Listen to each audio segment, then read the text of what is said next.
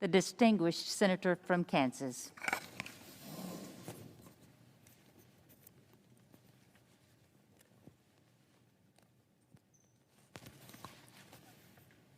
Madam President, my colleagues, first, I thank the leadership on both sides for this opportunity to give the Pat Roberts Adios Amigo speech. The story of how I got into politics is a pretty straight family path. As a fourth-generation Kansan, my great-grandfathers on both sides of the Roberts Patrick family were pioneer newspaper editors who came to Kansas as crusading abolitionists. To say I bleed fourth-generation printers' ink would be very close to the truth. However, the main influence that drew me to public service was my dad, Wes Roberts, who was a newspaper man, and soon journalism led to politics. He served as chief of staff and an advisor for several Kansas governors, becoming then the state Republican chairman. In 1952, my dad was asked to head up the Citizens for Ike campaign, which was a genuine army of volunteers made up of legions of veterans, women's groups, and mostly Republicans who wanted a candidate who could win. Plus, they really liked Ike. At 16, in my dad's tow, I was a sergeant of arms at the 1952 convention, back when conventions actually chose the nominee for president. I vividly remember two lasting experiences. The renowned senator from Illinois, Everett Dirksen, was a key leader in the Bob Taft campaign. Senator Dirksen, known for his long, eloquent speeches, was in the midst of his convention remarks when the entire New York delegation, led by former governor and presidential candidate Tom Dewey, marched in, and with considerable noise, they took their seats. Dirksen paused, and pointing directly at Dewey, and with his booming voice said this: "You, sir, have led this party, this Republican Party, down to defeat in 1944 and again in 1948. Don't do it again." Whereupon, the entire New York delegation stood up and gave Dirksen the raspberry. And I thought, this is what adults do at a convention? One morning, I was in a meeting with my dad with the top Ike campaign brass, Dewey, Lodge, Brownell, and other GOP movers and shakers. He told me to sit and be quiet. He was in the midst of suggesting the Fair Play Amendment, given that the new Ike delegates from the Solid South had surprised the old guard and won delegate seats at the state conventions, only to be replaced by the old guard at later surprise conventions. Unlike MacArthur, old guards never die or fade away. My dad said there was no downside if they lost, and he believed that they could win a majority of delegates. And the Fair Play Amendment passed, and Ike won on the first ballot. And I thought to myself, wow, my dad actually helped Ike win. I met the general. I shook his hand. And then again at the 1953 inaugural ceremonies when my dad became the Republican National Chairman. It was these reflections, told to my great friend and Medal of Honor recipient, Senator Danny Inouye, that prompted him to say, "Pat, I fought for Ike. You met him. It's up to you to get this memorial done." And after a 21-year effort, we did just that with the help from Bob Dole, Jim Baker, Susan Eisenhower, the Eisenhower family, and Senator Lisa Murkowski, who kept the Ike Commission going through these tough years. Finally, we now have an appropriate, if not stunning, memorial to the Kansan who saved Western democracy in World War II and led America onto the world stage. With the final dedication of the Dwight David Eisenhower Memorial at the end of my Senate career, it is a full family circle accomplishment. If my dad helped elect Ike, then the least I could do was to lead the effort to make a memorial on the Mall to a great general and president a reality. In a homecoming address, Eisenhower famously said, "The proudest thing that I can say is that I am from Abilene." He was a small-town Kansas boy who saved Western democracy, led the nation for 8 years with peace and prosperity. Well, I too come from a small town in Kansas. So how did this boy from Holton, Kansas, become the longest-serving member of Congress in Kansas history? Like father, like son, I graduated from K-State with a degree in journalism. My father joined the Marines in World War II and saw action in both Okinawa and Iwo Jima. I joined in peacetime and served on Okinawa and was part of the first Marine contingent to return to Iwo Jima on the 15th anniversary of that battle. So from Marine captain to newspaper editor and news director of a radio station in Arizona, I dropped everything and drove to Washington when Senator Frank Carlson asked me to come and work for him. Within weeks of leaving Phoenix, I was the chief of staff for Senator Frank Carlson, a venerable and highly respected senator who made his mark on Kansas history as the only person to serve our state as congressman, governor, senator, UN delegate, and the founder of the National Prayer Breakfast. Life changed dramatically at that time. I always thought a bachelor was a man who did not make the same mistake once. Then into my life came a tall, blonde, blue-eyed magnolia blossom from South Carolina. Frankie and I have been married for 51 years and have been blessed with 3 children and 8 grandchildren.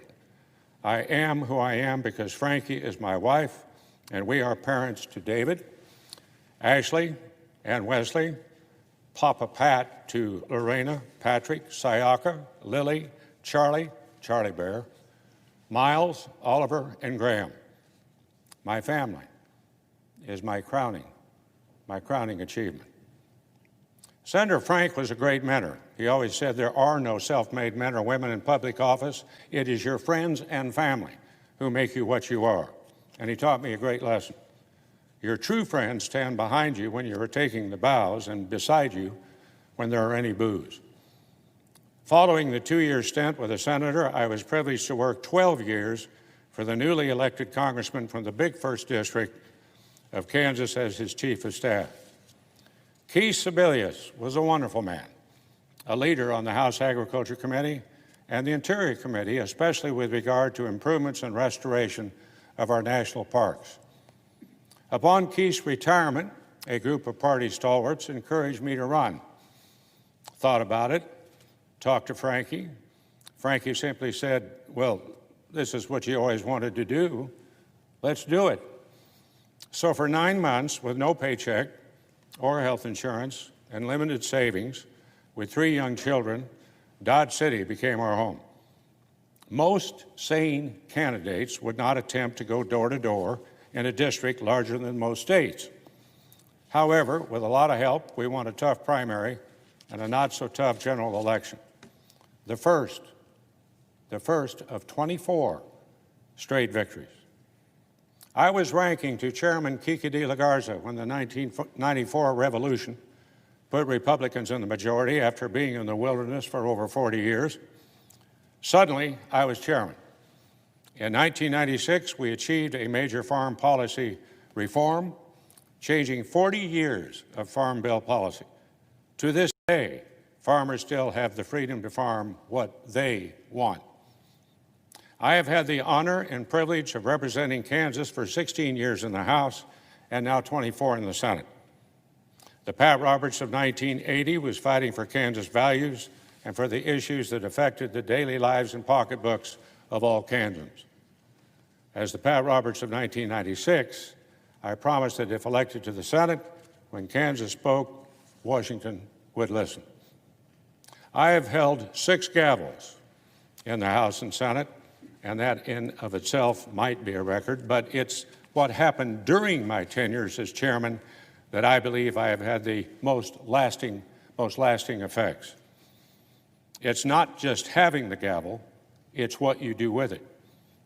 Taking part in leading 8 farm bills in the House and Senate, I have touched and improved many lives, and I've always been mindful of what farm families do for our nation and a troubled and hungry world as we crafted each bill. I was fortunate that my first committee assignments were to serve on the Armed Services Committee, as well as Agriculture. Strom Thurmond was the very senior chairman who, as the country song goes, never even called me by my name. I was recognized as, quote, the senator who had the good sense to marry a fine, beautiful South Carolina girl. My role on the Armed Services Committee was simple. It was to collect the small change left by the Air Force to enable the Marine Corps to continue to be our nation's force and readiness, not to mention a new warfighting lab. I also had the privilege of being the Senate Intelligence Committee chairman for 4 years during the Iraq War and led the committee's investigation that exposed a worldwide intelligence failure. And it resulted in a blueprint for the 9/11 Commission and a better intelligence community that did keep our country safer. As chairman of the brand new Emerging Threats Subcommittee within the Armed Services Committee, I traveled to cities within what remained of the former Soviet Union. In one of the Soviet Union's secret cities, we discovered a lab that had developed strains of pathogens that could do irreparable harm to our nation's food supply. Talk about an evil empire.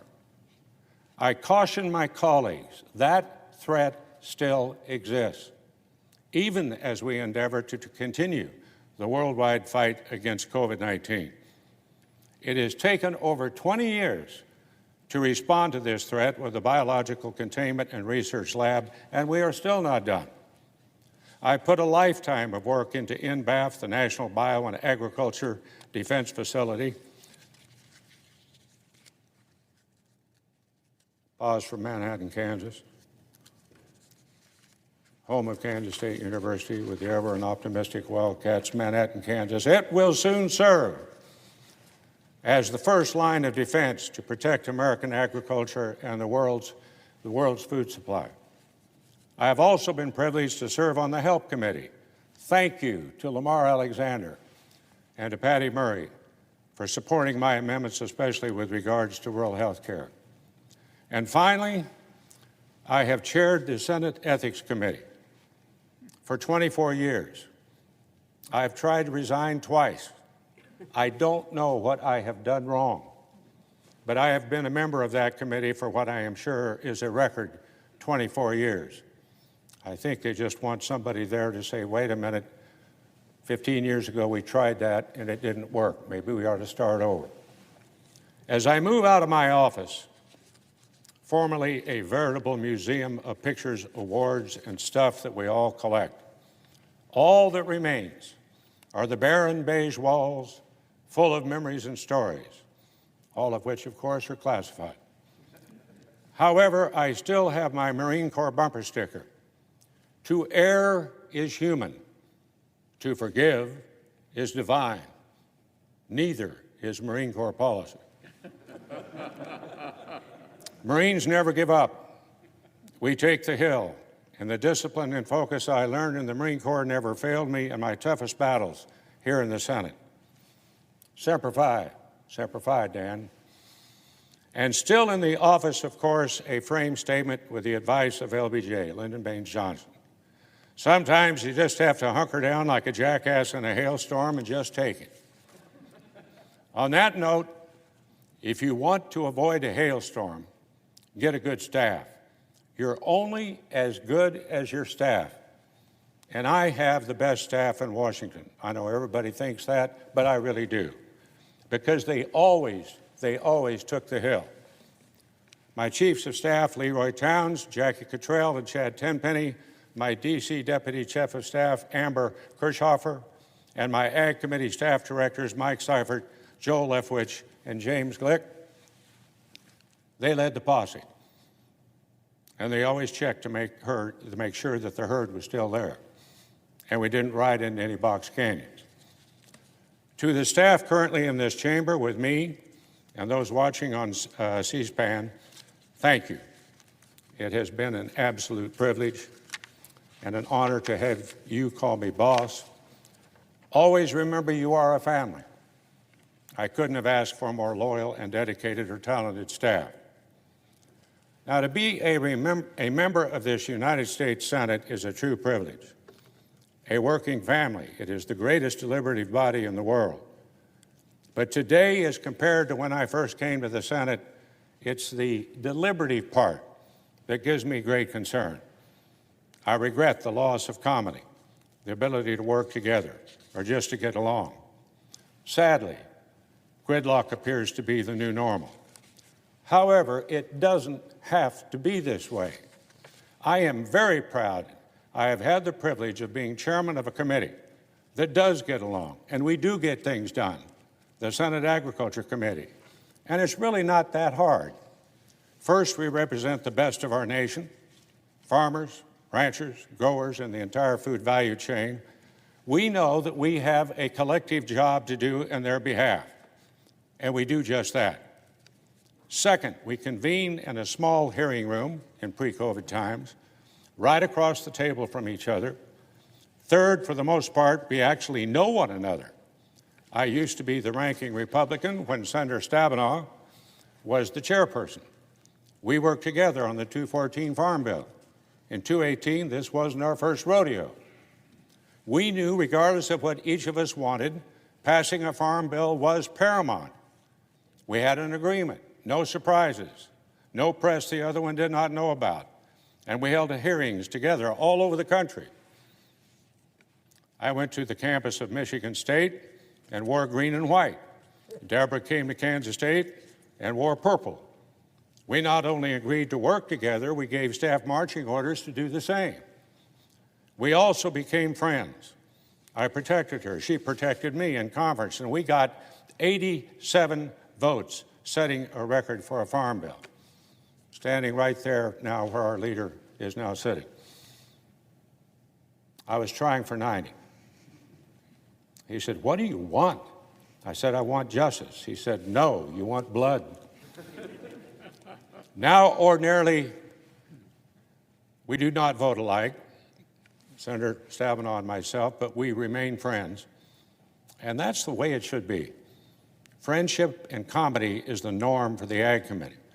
It could be for the whole Senate. And though things in this great country are rocky, I have a news flash. These really are not the worst of times. When I first came to Washington in early 1967, our nation experienced the tragedy of the assassination of Dr. Martin Luther King. Within hours, Washington was on fire. Marines on the Capitol steps with sandbags, automatic weapons with live ammunition. Advised to leave the Beltway, I mistakenly thought I could get to my parents' apartment house. This was BF before Frankie. I wanted to take the Rock Creek Parkway. No traffic was moving. Tear gas in the air, random gunshots. I decided to jump the curb and drive on the sidewalks and eventually on the mall itself. I was in a little Volkswagen. The police told me the parkway was closed. When they focused on the next drivers, I jumped the curb and I took off on the parkway. As bad as that period of time was, it was not as bad as the military march on thousands of World War I veterans demonstrating on the mall and setting up camp in the mid-1930s and demanding bonuses. President Hoover ordered them removed by the military, led by none other than Douglas MacArthur, complete with a tank, horse cavalry with swords, and armed troops. The bonus vets were quickly dispersed and rounded up. Fast forward, the 1968 Chicago riots, Kent State, the horrible shooting of students by untrained guardsmen. Senator Bobby Kennedy, running for president, only to suffer the same fate as his brother. And then came Watergate.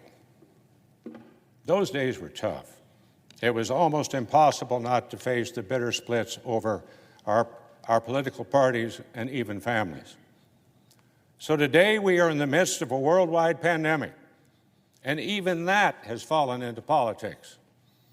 But it doesn't have to be. At home, Kansas has been dealt its fair share of hardships, but in Kansas, as Jerry Moran knows, we don't let disasters define us. We grab our bootstraps and get to work. That is our normal. Jerry will remember multiple prairie fires that have ravaged Kansas farms and ranches. The Anderson Creek fire in 2016, the Starbuck fire in 2017. Folks, these flames are 60 feet high and move at 60 miles an hour.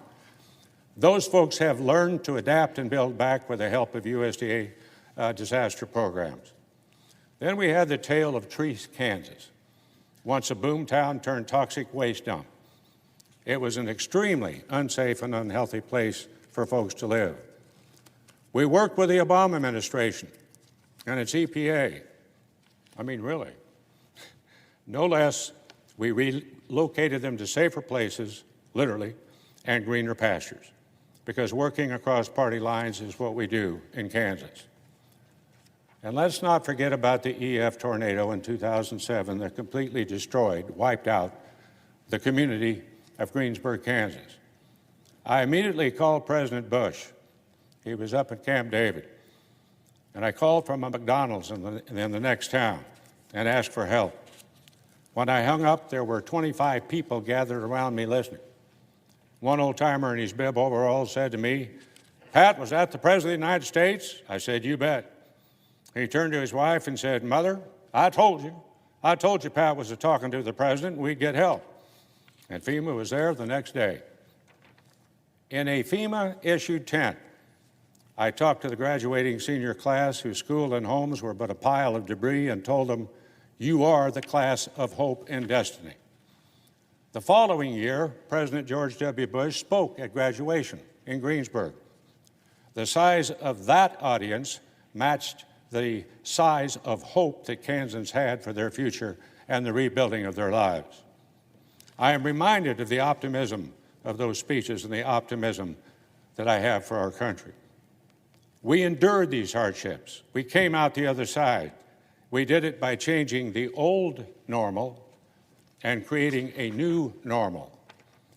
Here in the Senate, only we can decide what our new normal is, and we ought to get to know one another. We don't know one another. We don't have to let the apparent gravitational pull of more and more politics and pursuit of power to change what our founders gave us, the creation of a nation of liberty and freedom, the envy of the world, and to literally move the United States Senate from the moorings of its historic and great past to simply be a rubber stamp for radical change.